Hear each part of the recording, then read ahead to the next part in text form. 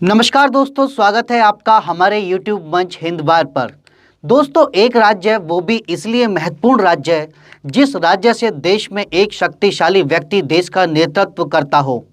उस राज्य से हजारों की तादाद में महिला गायब हो जाएं, वह भी 5 साल में, और उस शक्तिशाली व्यक्ति के अपने ही राज्य में महिलाएं दिनों दिन गायब हो रही हों।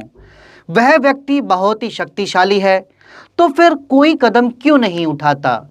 दोस्तों, हम बात कर रहे हैं प्रधानमंत्री नरेंद्र मोदी के राज्य गुजरात की, जहां पिछले 5 साल में 41,000 से ज़्यादा महिलाएं गायब हैं।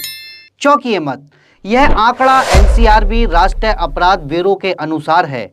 आपको जान लेना चाहिए कि देश के प्रधानमंत्री और गृह मंत्री अमित शाह के अपने ही गृह राज्य में साल दर साल महिलाओं के गायब होने का सिलसिला बढ़ रहा है। साल 2016 में 7,105 महिलाएं गायब हुईं, जबकि साल 2017 में 7,712 महिलाएं गायब हुईं। साल 2018 में यह संख्या बढ़कर 9,246 हो गई और साल 2019 में यही संख्या बढ़कर 9,268 हो गई। महिलाएं लापता तो हुईं, मगर उनका कोई सुराग नहीं लगा।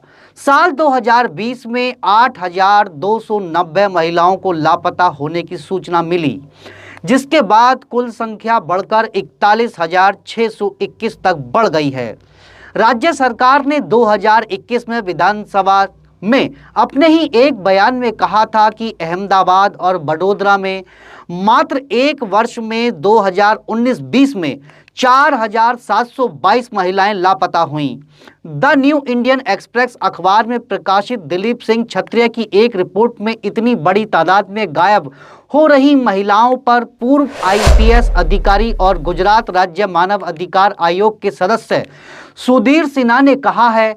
उन्होंने कुछ लापता व्यक्तियों के मामले में देखा है, लड़कियों और महिलाओं को कभी कभी गुजरात के अलावा अन्य राज्यों में भेजा जाता है और वेश्यावृत्ति के लिए मजबूर किया जाता है। इतनी गंभीर समस्या पर पुलिस की कार्यप्रणाली पर सवाल उठाते हुए सिन्हा ने कहा है, गुमशुदा लोगों के मामलों की अक्सर पुलिस द्वारा अनदेखी की जाती है क्योंकि उनकी जांच ब्रिटिश काल के तरीके से की जाती है। इस रिपोर्ट में पूर्व महानिदेशक डॉक्टर राजन प्रियदर्शी बड़े गंभीर आरोप लगा रहे हैं कि लड़कियों के लापता होने के लिए मानव तस्करी जिम्मेदार है। उनके कार्यकाल के दौरान उन्होंने देखा कि अधिकांश लापता महिलाओं को अवैध मानव तस्करी समूहों द्वारा उठाया जाता है, जो उन्हें दूसरे राज्य में ले जाते हैं और उन्हें बेचते हैं। प्रधानमंत्री मोदी और गृह मंत्री अमित शाह के अपने ही राज्य में इतनी बड़ी तादाद में महिलाओं के गायब होने की खबर और उनके गायब होने में तस्करी, वेश्यावृत्ति जैसे गंभीर मामलों की खबर से वह अनभिज्ञ कैसे रह गए? क्या राज्य की इंटेलिजेंस और केंद्र की इंटेलिजेंस काम नहीं कर रही? अब आपको समझ लेना चाहिए, गुजरात पुलिस आम आदमी पार्टी के नेता और कांग्रेस के नेताओं के खिलाफ एफआईआर दर्ज तुरंत कर लेती है। इतनी बड़ी तादाद में महिलाएं लापता हैं, उनकी जांच कहां तक पहुंची? आखिर वह महिलाएं कहां हैं? क्या यह सारी महिलाएं हमारे देश में ही हैं या देश से बाहर इन महिलाओं की तस्करी हो रही है?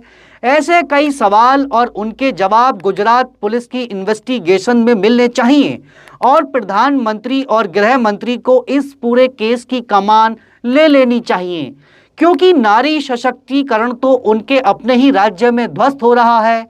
इस मामले पर गुजरात कांग्रेस के प्रवक्ता हिरेन बैंकर ने केरल चुनाव पर निशाना साधते हुए कहा है, बीजेपी के नेता केरल में महिलाओं के बारे में बात करते हैं, लेकिन देश के पीएम और गृह मंत्री गृह राज्य गुजरात में 40,000 से अधिक महिलाएं गायब हैं। उधर मामले पर ट्वीट करते हुए जिग्नेश मेवानी भी निशाना साध रहे हैं। मेवानी लिखते हैं, गुजरात में 5 साल में चौकीदार की आंखों के नीचे से 40,000 से ज़्यादा महिलाएं गायब। आरजेडी राष्ट्रीय जनता दल के ट्विटर हैंडल से भी ट्वीट किया गया है। वहीं मामले को उठाते हुए महिला प्रकोष्ठ की तरफ से कहा गया है, Gujarat model Bhajpa model. NCRB का ये डाटा डराने वाला है और इसलिए भी जब देश में महिला और बेटियों की सुरक्षा का दावा किया जा रहा हो। इस वीडियो में इतना ही। आपसे अनुरोध है कि आप हमारे YouTube चैनल को सब्सक्राइब कीजिए, फेसबुक को लाइक कीजिए। आप हमें कमेंट करके बताइए यह वीडियो हमारा कैसा लगा और हम किन मुद्दों पर वीडियो बनाएं। हमारा ट्विटर हैंडल है @HindWireNews। नमस्कार।